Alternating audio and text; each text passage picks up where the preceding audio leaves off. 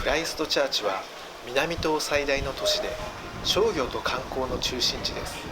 また近くにクライストチャーチ空港があり、その他の地域へ乗り継ぐ際のハブでもあります。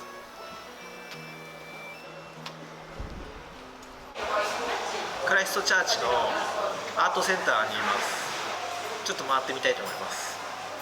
ここから上上がります。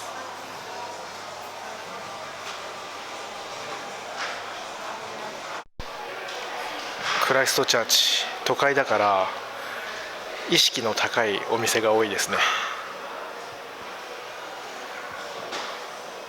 ロンドンと同じストリートの名前がついてます。リージェントストリート。なんかテーマは別でいろいろ分かれてるみたいで、ここら辺はおそらく旧市街であった場所なんですけど、市内にはところどころに建設途中のビルや鉄骨むき出しの建物が散見され、2011年に起きた大地震の影が今なおとどまります。再建築されてます。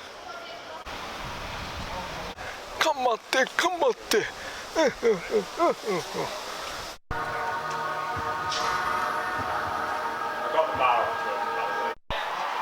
僕は元ラグビー部ですし、ラグビー大好きなので、このオールブラックス T シャツを買いたいと思います。ニュージーランド初のアウトドアブランドマックパックです。なんか使えればいいな、あればいいな。モナベールガーデンパークに来ましたと思って来ましたが、今日は結婚式のパーティーのため貸し切りです。おそらくこれもエイボン川です。何かいるんじゃないかなと思うんだけど、魚の影は見えません。市内には数百の公園があります。